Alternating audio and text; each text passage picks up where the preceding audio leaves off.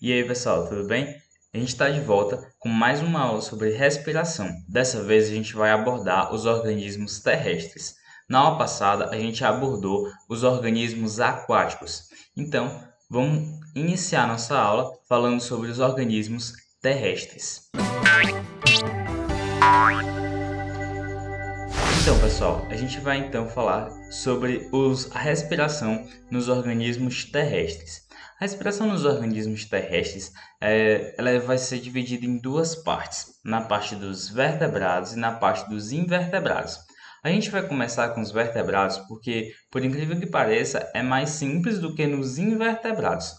Todos os organismos vertebrados terrestres possuem respiração pulmonar, que vai ter uma diferença no formato do pulmão, na forma que o pulmão consegue interagir com o ambiente para captura do ar para fazer as trocas gasosas.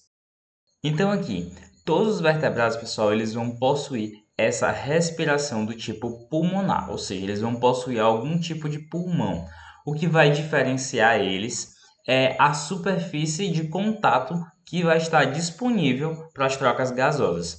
Por exemplo, os anfíbios eles vão ter um tipo de pulmão chamado saculiforme. Isso é porque eles têm um formato meio de saco, né? Não há muitas divisões dentro dos pulmões dos anfíbios. Na verdade, não há divisões, né? Então, a quantidade de área disponível para as trocas gasosas ela é escassa, ela é pouca. Então, os anfíbios eles vão ter uma deficiência na sua respiração. Eles vão ter na sua respiração pulmonar, no caso, né? Eles vão ter uma deficiência na sua respiração pulmonar porque os seus pulmões não têm superfície de contato suficiente para captar oxigênio para fazer as trocas gasosas. Então, essa deficiência ela vai ser compensada com a respiração cutânea. A respiração cutânea é por causa da cutis. A cutis é a pele, então você observar, a maioria dos anfíbios eles vão possuir uma pele meio úmida, meio gosmenta assim, né? Por quê? Porque essa pele aí auxilia os anfíbios para fazer as trocas gasosas. Então, anfíbios possuem os pulmões do tipo saculiforme e sua respiração deficiente ela é compensada com a respiração cutânea. A respiração cutânea é aquela que ocorre pela pele, beleza? Os próximos vertebrados terrestres que a gente tem são os répteis. Os répteis eles vão ter um pulmão do tipo parenquimatoso. O que é um pulmão parenquimatoso? É um pulmão que já tem algumas dobras que vão ampliar essa superfície de contato com o ar, né? Então os répteis eles já vão ter uma respiração mais eficiente do que os anfíbios. Eles não vão precisar fazer respiração cutânea para compensar uma respiração deficiente.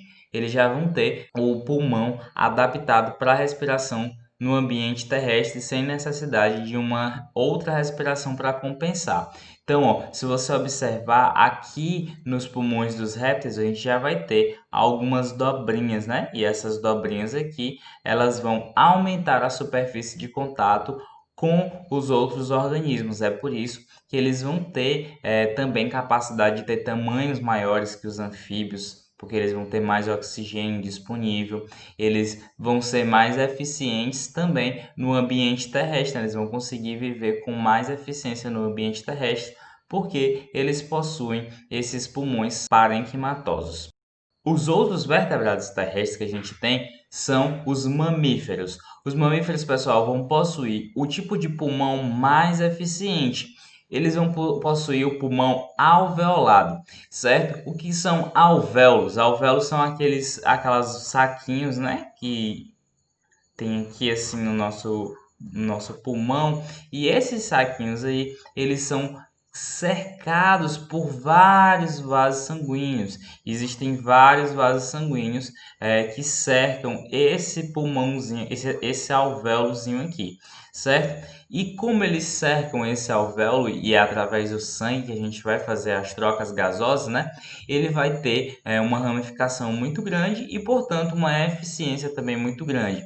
Além disso, a gente vai ter uma série de voltas no nosso pulmão que vai aumentar também a superfície de contato com o ambiente para a troca gasosa ser ainda mais eficiente. Então, todos os mamíferos vão possuir os pulmões do tipo alveolares, beleza? Que são esses sáculozinhos que são rodeados de capilares sanguíneos. Capilares são aquelas veias mais fininhas de todas.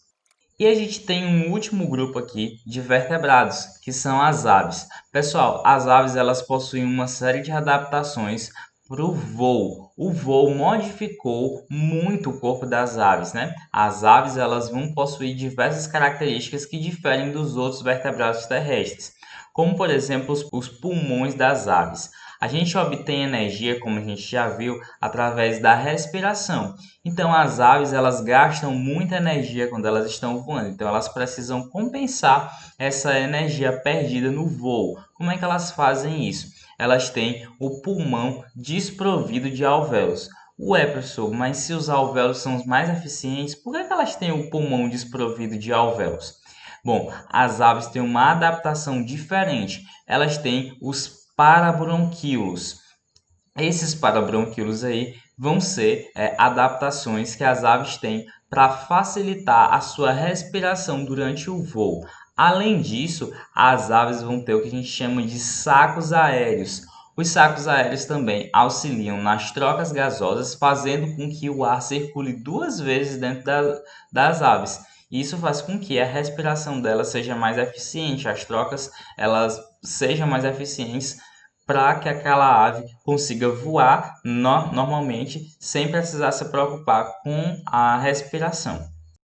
E como eu havia falado para vocês, a gente vai ter os invertebrados terrestres também, que são animais, né?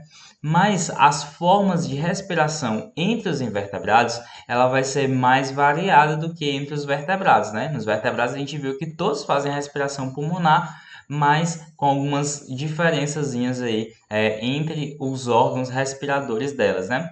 Mas nos invertebrados a gente vai ter formas de respiração diferentes, que a gente não vai ter uma forma única que una todos esses grupos. Por exemplo, nas minhocas a gente vai ter a respiração cutânea. A respiração cutânea é aquela mesma que ocorre aqui nos anfíbios, né? A respiração cutânea ocorre pela pele, né? Pela cutis. E essa respiração cutânea, ela é possível graças a quê? Graças à pele fina e úmida que esses animais aí possuem. Eles vão possuir uma pele que tem a capacidade de fazer as trocas gasosas com o ambiente. Ó. A pele dele é extremamente irrigada, né? E o que quando eu falo que ela é extremamente irrigada, ela é o quê? Ela é uma pele que tem uma grande quantidade de capilares sanguíneos. Ela vai ter veias e artérias que fazem as trocas gasosas com o ambiente. Já os artrópodes, quem não se lembra quem são os artrópodes, vamos lá. Os artrópodes são esses grupinhos aí, esses grupos que a gente citou aqui, eles possuem um tipo de respiração diferente das minhocas, por exemplo. Eles possuem uma respiração do tipo traqueal. O que é uma respiração do tipo traqueal? Ele vai possuir uma série de canais que são chamados de traqueias. E essas traqueias elas vão ter contato direto com as células do organismo, ou seja, as trocas gasosas elas não dependem do sangue nos artrópodes. Os artrópodes não precisam passar os gases para o sangue deles, né, para que ela passe para as células. A traqueia já vai fazer esse serviço direto, sem a necessidade do sangue intermediar as trocas gasosas. Então, a minhoca ela vai fazer respiração cutânea e os artrópodes, em geral, vão fazer respiração traqueal. Lembrando que nós estamos falando de artrópodes terrestres, né? A gente tem alguns artrópodes que são aquáticos. A gente tem alguns crustáceos que são aquáticos, mas eu estou falando de organismos que são terrestres. Outros invertebrados que também possuem formas diferentes de respiração são alguns artrópodes. Ué, professor, mas o senhor acabou de falar que os artrópodes têm respiração traqueal? Sim, mas existem alguns artrópodes que vão possuir características diferentes, como por exemplo algumas aranhas e escorpiões. Eles vão possuir o que a gente chama de pulmões foliáceos. Esses pulmões foliáceos, eles são lamelas. Lamelas são essas bordinhas aqui, ó, que elas vão fazer as trocas gasosas, né? E geralmente essa parte aqui, né, ela fica próximo ao abdômen desses organismos aí. Então eles vão fazer as trocas gasosas através desses pulmões foliáceos. E alguns caracóis, quem não se lembra, os caracóis eles são moluscos, eles vão possuir um pulmão rudimentar. Não é exatamente um pulmão, mas é algo que lembra bastante o pulmão. E eles vão fazer a troca gasosa através desse pulmão rudimentar, que é uma dobra em uma parte do corpo desses organismos que se chama manto. Beleza?